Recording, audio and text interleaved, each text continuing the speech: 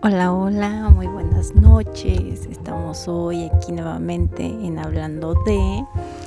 Y pues, bueno, continuando con el tema de la semana pasada y del video pasado, pues hoy les voy a seguir platicando respecto al cuidado de la mujer. Ya conocimos un poquito la parte externa e interna de nuestro cuerpo y de nuestro aparato femenino.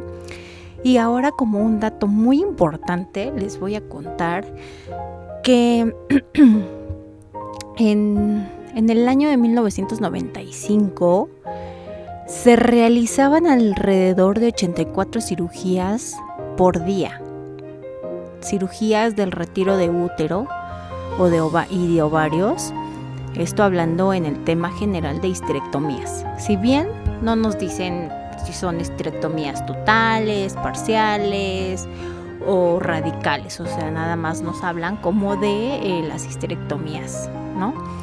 Entonces, pues, esto es algo que nos alerta porque si bien pues la tasa y el índice de estas cirugías aumentaron. Después dice que en el año de 1995 al 2004 se realizaron nada más en el Instituto Mexicano del Seguro Social 347.514 cirugías de el retiro de útero o de ovarios.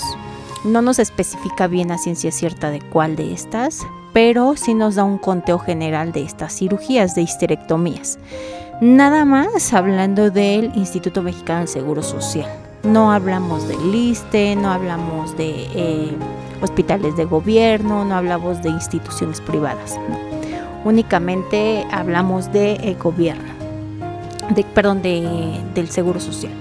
Y pues eso nada más se contabilizó en ese año. De ahí en fuera, pues bueno, ya no he vuelto yo a investigar respecto a más información o más estadísticas respecto a este tema. Posteriormente, pues bueno, ya de ahí, eso fue como un dato importantísimo que a mí me gustaría contarles, porque ya después de ahí, perdón si volteo hacia acá, pero tengo de este lado mi otra computadora donde voy viendo, los temas y todo eso como puntualizando para que no se me olvide, porque todos aquellos que me siguen, pues bueno, o que me ven, que me escuchan, que me leen, saben que hace unos meses, para ser bien exactos, en septiembre tuve un accidente y a partir del accidente he tenido pues complicaciones y bueno, el fin de semana pasado, domingo para amanecer lunes, desmayé. Comenta mi mami que convulsioné en el baño. Esto fue por la madrugada y lo que me hizo llegar a hospital y bueno, debo confesar que he tenido pérdida de la memoria como a corto o largo plazo, no sé por qué, pero son cosas que antes no me pasaban, entonces debo de ser honesto y sincero con ustedes, y esto me ha llevado a que tengo que estar apoyándome de mis acordeones o de mis apuntes, en este caso de la computadora, para hablar, ¿no? Para hablar del tema. Entonces, discúlpenme si por momentos ven que volteo o estoy leyendo o se me olvida cierta palabra. Es un proceso que es nuevo para mí, es un proceso que es complicado, y este proceso me ha llevado pues al siguiente paso a investigar más a fondo lo que esta cirugía trae consigo, y eso es un tema que después de hablar de los temas preventivos, de todo aquello que me lleva ahí a platicar cada parte pedazo a pedazo y desmembrándolo poco a poco, es un tema muy amplio que creo y considero que tanto nosotras como pacientes, como familiares directos e indirectos, como son hijos, esposos, papás, hermanos, deberían de escuchar a lo mejor. Si ustedes mujeres tienen la confianza y les pasa lo mismo que a mí les está pasando. Creo que es un tema importante que compartir, ¿saben? Es un tema muy bonito que debemos de compartir, que debemos de dar a conocer y decirles, no es que yo esté loca, no es que no le eche ganas, no es que se me estén olvidando las cosas porque sí, no es por esto y esto, sino que escuchen a lo mejor mi voz, que escuchen mi canal, que escuchen la información y creo que con esto voltearán a hacernos casos, voltearán a acompañarnos, a decir, te entiendo, te escucho, vamos, necesitas terapia, vamos, te acompaño en el proceso de aprender a entenderte, de aprender a comprenderte, de aprender a cómo guiarte, ¿sí? Pero bueno, eso es algo que después vamos a platicar. Entonces, pues bueno, en muchas de las pláticas o a veces así que existe entre mujeres, yo muchas veces en las conferencias les pregunto si saben muy bien a ciencia cierta cuántos días debe durar nuestro periodo menstrual. Muchas mujeres me dicen 8 días, otras me dicen que 3 días y bueno, sucesivamente cada una habla y comenta que son diferentes días. Pero si bien es cierto, el periodo menstrual debe de durar de 3 a 4 días. Dándonos así como un máximo de 9 días, o sea, máximo debemos de menstruar 9 días, ¿sí? Estos periodos pues tienen que ser una sola vez cada 28 días y si dura más de 9 días el periodo menstrual, es momento de entonces acudir con el ginecólogo a que nos cheque o verifique el estado hormonal de las jovencitas o de nuestras hijas o de nosotras mismas como mujeres, de por qué estamos menstruando un poco más de días o por qué tenemos el periodo 2 veces al mes, o por qué existe ausencia del periodo, que eso también es muy importante en caso de que no tengan una relación sexual, el por qué está pasando la ausencia del periodo. Eso habla de que podríamos tener por ahí alguna alteración hormonal o se nos pudiera estar formando algún tipo de quiste. Entonces, si existe la ausencia de, o sea,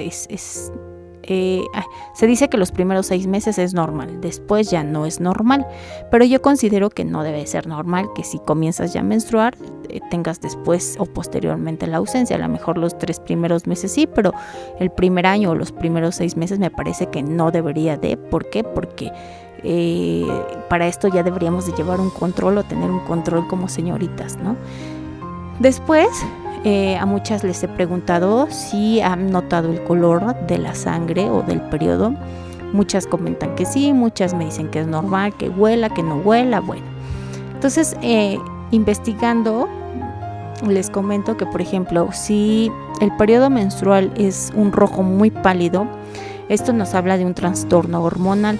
En caso de que seamos señoritas o sean señoritas, si ya son unas mujeres con actividad sexual y como medio preventivo para un embarazo no deseado usan la píldora, esto puede alterar el sangrado y el color menstrual. Entonces, por medio de la píldora, si es que la toman, pueden tener un rojo muy pálido y eso es completamente normal por el uso de la píldora anticonceptiva. Después nos dicen que un naranja está asociado con una infección urinaria. ¿Sí? Si nuestro sangrado es color naranjita, entonces debemos de tener mayor cuidado porque nos está hablando y nos está alertando de que existe una infección urinaria. Entonces hay que poner mucha atención. Cuando el color de la sangre es muy rojo brillante, nos habla de que es sangre recién evacuada y recién salida, entonces es meramente normal.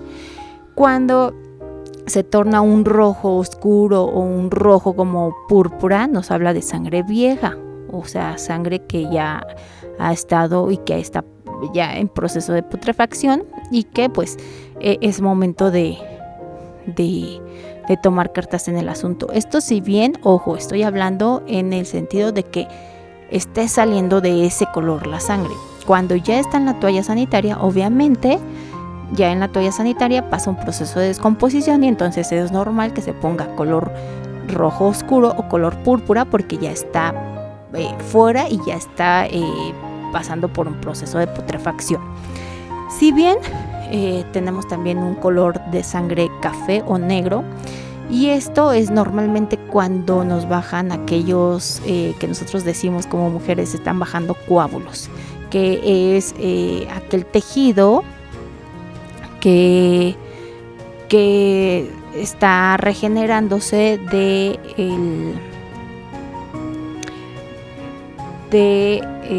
endometrio. Entonces esos coágulos son del endometrio que comienzan a bajar y se está hablando de que el endometrio se está regenerando y es por eso que salen esos coágulos menstruales normales. ¿Sale? Muy bien, ahora les voy a contar respecto a las toallitas sanitarias y cómo es que están formadas y de qué material. Voy a darlo muy rápidamente para que vayamos conociendo más o menos las toallitas sanitarias. Las toallitas sanitarias, pues bueno, si bien vienen en una bolsa, esa bolsa es a base de poliéster, de polipropileno, y bueno, eso hablando de la parte externa. Vamos a hablar de afuera hacia adentro, ¿de acuerdo? Para mayor focalización y sepamos un poquito más a fondo, el polipropileno es un polímero termoplástico de muchos y de diferentes usos que resultan dañinos para nuestra salud, o sea, eso hace daño a nuestra salud, sin caso de que tengamos un contacto muy directo con ellos. Después está el poliéster, que es una resina plástica, que es un subproducto a base de petróleo, y las desventajas entre ellas es que es una tela con poca ventilación, o sea, la toalla femenina por fuera tiene poliéster y entonces eso permite la poca ventilación, provocando muchísimo sudor, ocasionando que la piel se irrite y que sea muchísimo más delicada. Debido todo esto a los químicos por lo cual están formadas estas resinas. Después tenemos el polietileno, que es un plástico con el mayor uso en todo el mundo. Este puede ocasionar un deterioro del sistema nervioso, problemas reproductivos y es mayor potencializador para el desarrollo de cáncer, leucemia e impactos genéticos tales como el bajo peso en niños al nacer, en niños prematuros. Después nos dicen que la toallita sanitaria es un viscoso, o sea que cuando entra en contacto la sangre con la parte del medio que se vuelve gelatinosa, esa es la viscosidad. Y este es un material que debe de ser hecho a base de una célula derivada de la pulpa de madera, pero se produce a partir de un proceso cargado de productos químicos, o sea, eso que se hace gelatinoso es un proceso que lleva ahí varios químicos. Después vamos con la capa de adquisición y subcapas del producto. El material poroso compuesto de fibra de madera o de fibra de poliéster. La fibra de madera se obtiene a través del proceso de triturado de la madera natural sin ser tratada y es un aislante térmico y acústico. Después la fibra de poliéster, que es una resina plástica que se obtiene a través del petróleo y a través de una sucesión de procesos químicos, ¿sí? Eso estamos hablando ya de la subcapita que trae la toalla sanitaria. Después nos dicen las toallas sanitarias que existe un núcleo absorbente. Este núcleo absorbente se conforma de una capa central e interna en la toalla femenina, que tiene pulpa de papel, una combinación de pulpa de papel y una combinación de un producto que se llama superabsorbente. La pulpa de papel o celulosa de papel se obtiene a partir de la mezcla de papel, cartón y agua y se convierte en una pulpa de papel se convierte en pulpa, ¿no? Para que me entiendan. Y es un proceso completamente mecánico sin el uso de productos químicos y también se puede elaborar muchas veces con fibra de madera, paja de trigo o con el tallo de otros granos de plantas naturales. La parte donde dice que es superabsorbente, que es la de en medio en las toallas sanitarias, está hecha del poliacrilato de sodio, perdónenme, ¿sí? poliacrilato de sodio y tiene uno de los usos principales en su comportamiento como uso ultra absorbente de agua, y esto se ve en los pañales de los bebés y en compresas sanitarias como son las toallas femeninas. Y para finalizar, el adhesivo, que es el que va pegado a la ropa interior y que hace que se mantenga en su lugar la toallita sanitaria, está hecha de un adhesivo por varios polímeros y resinas sintéticas. Polímeros quiere decir que son plásticos, y las resinas sintéticas son también llamadas así aquellas que son utilizadas a base de la fabricación de plásticos, pues es un material muy económico, ligero, resistente, con mucha versatilidad y de fácil mantenimiento. Y pues la última capa, que es el pegamento, es una lámina de polietileno de plástico, y algunas toallitas sanitarias que contienen perfume o algún tipo de aromatizante son muchísimo más probable de que a las señoritas les genere una irritación a nivel de vagina, que sean muchísimo más expuestas a esa dermatitis, ¿no?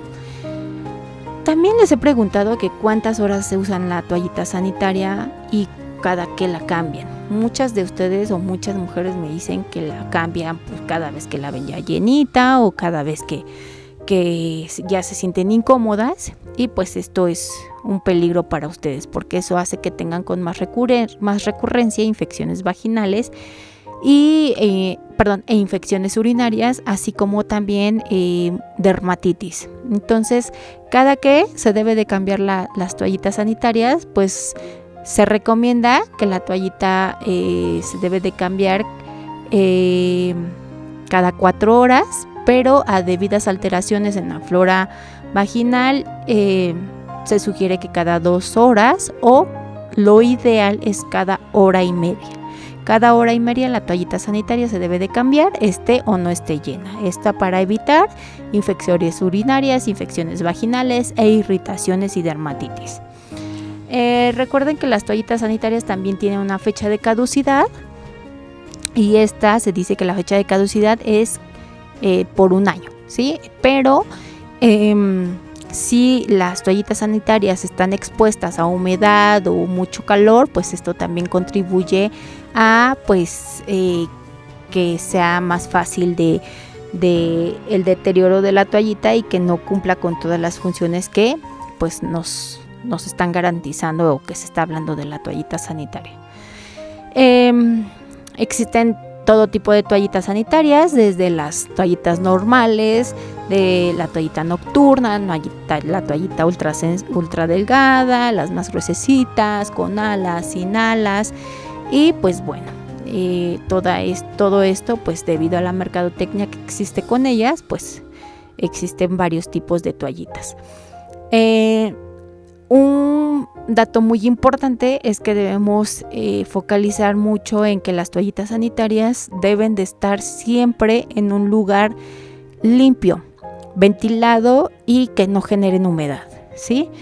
Normalmente las mujeres llegan a tener las toallitas sanitarias dentro del baño, pero no debe de ser así, porque dentro del baño, cuando nos bañamos, se genera cierta humedad. Entonces esto puede hacer que la bolsa de las toallitas sanitarias estén sudando o trasudando, y eso haga que se puedan echar a perder o que ya no estén tan saludables. Se recomienda tenerlas en un lugar fresco, que no haya mucho calor, sino a temperatura ambiente, y yo siempre les recomiendo como ponerlas en una bolsa Ziploc, sacarle el aire y cerrarla para que esté en una óptima condición. Algo muy importante que siempre les he comentado a las señoritas es que no traigan la toallita sanitaria así como entre la mochila, entre la bolsa, así, no, que siempre la procuren tener en una bolsita Ziploc bien cerrada, para que si llegan a tener un accidente, pues bueno, la puedan utilizar, o cuando estén en su periodo puedan utilizar y esté limpia esa toallita sanitaria, ya que siempre me ha tocado ver que las mujeres y las señoritas traemos la toallita sanitaria bailando entre la bolsa, donde tenemos, bueno, un sinfín de cosas que digo yo que es la bolsita mágica, porque sale ahí hasta lo que menos imaginamos. Entonces, por esa higiene de la toallita debemos de tenerla pues más a mi favor en una bolsita Ziploc.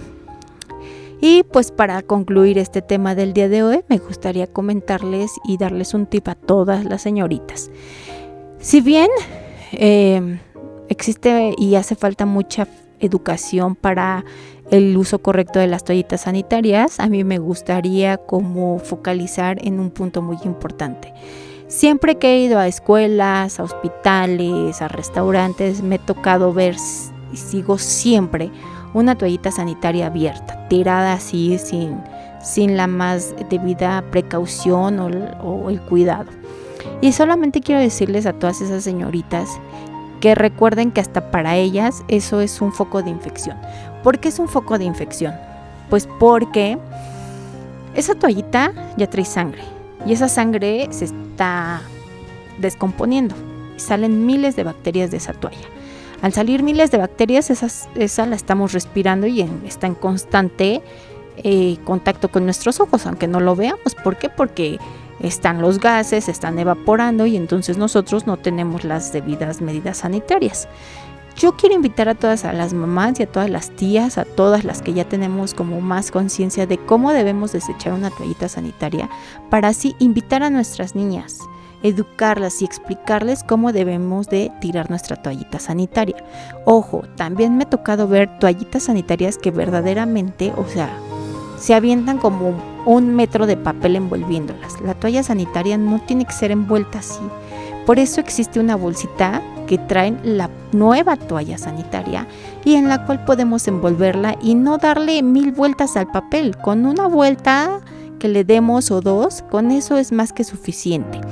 También a mí me gustaría lanzar la iniciativa y la idea de que en todos esos restaurantes, en todas esas escuelas, hasta en la propia casa, tengamos un botecito especial para cuando estén en sus días.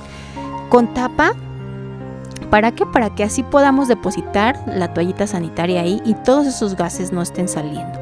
Yo quiero concientizar y decirles que si tu mamá, si tu amiga, si tu prima, si tu vecina, si tu hija fuera una persona de intendencia o de limpieza, ¿a ti te gustaría que acudiera al baño y viera ese tipo de toallas sanitarias o ese tipo de papel, de desechos de papel, todos llenos de sangre o todos manchados ahí y tuviera que sacarlos? Yo me pongo a pensar en eso. Entonces, si no quieres, porque todos en algún momento de nuestra vida vamos a llegar a algún puesto o hemos llegado o conocemos a alguien cercano a nosotros que se dedica a eso, y la verdad a mí no se me hace como sano que esas personas que su trabajo es tan valioso esté pasando por eso. Creo que debemos de generar conciencia y me parece que generar esa conciencia empieza desde nosotros. En la escuela puedes tener la iniciativa de llevar un bote cerrado y decir, oigan, me gustaría tener este botecito especial para aquellas señoritas que tengan o que estén en su periodo, puedan aquí depositar sus papeles y sus toallitas sanitarias envueltas y debidamente como debe de ser, para evitar así la proliferación de bacterias, ¿sí? A mí la verdad es que cuando son baños mixtos de hombres y mujeres me da mucha pena entrar y ver que hay señoritas, que hay mujeres que tiran la toalla sanitaria sin ni siquiera envolverla o tener la delicadeza de doblarla y que está ahí todo expuesto. Yo me siento incómoda y quiero imaginar que los hombres se sienten muchísimo más. Entonces tu amiga, tu niña, tu señorita, tu mami, tu tía, tu madrina, tú lo que quieras, te invito a concientizar y a sentarte con las señoritas cercanas a tu familia y cercanas a ti, a educarlas y a decirles cómo es que pueden hacer un buen uso correcto del desecho de la toallita sanitaria. Pues esto es todo. Me gustaría seguir platicando con ustedes, pero no quiero tampoco aburrirlos y me encantaría que entraran a la página que les voy a dejar aquí en el link y que de verdad es una página y es un artículo que debemos de leer y debemos de aprender a concientizar. Se llama La Tierra de las Mujeres sin Útero. Es un documento que encontré en una revista que me encantaría que leyeran y que muy rápidamente voy a resumir un poco, pero que es muy importante que lean y que vean. Habla de aquellas mujeres que son obligadas a retirarse su útero o sus ovarios, pero sobre todo a retirarse el útero con un ovario o con los 2 ovarios, para así evitar las alteraciones del ciclo menstrual y evitar que ellas salgan embarazadas. Esta es una población allá en la India, en donde así se llama la población, y así le pusieron como sobrenombre las mujeres, la tierra de las mujeres sin útero, y en donde me gustaría que hiciéramos conciencia de, si no alzamos la voz, si seguimos siendo marginadas, pues podemos terminar en algo así. Porque hoy en día es muy fácil sugerir y decir que el útero no sirve para nada, o que simplemente sirve para dar hijos y dar molestias, cuando existe una razón de por qué y para qué Dios nos creó y nos dio ese hermoso útero con el que nacemos, y el cual tiene 1 y 1000 funciones de por qué está ahí y por qué nacemos con él. Entonces, te invito a que formes parte de mi canal, a que te informes, a que compartas, a que todo esto llegue, y que si tú, mujer, estás pasando por un proceso de una histerectomía, o te han dicho que vas a tener una cirugía, o que eres candidata, te invito a que escuches mi podcast, sigas mi página en Facebook y escuches todas mis entrevistas y escuches mi Spotify, y hoy veas mi canal. Te invito para que antes de que tomes una decisión así, la pienses, te informes y puedas tener otra opinión. Recuerda que esto es Hablando de con Talina García.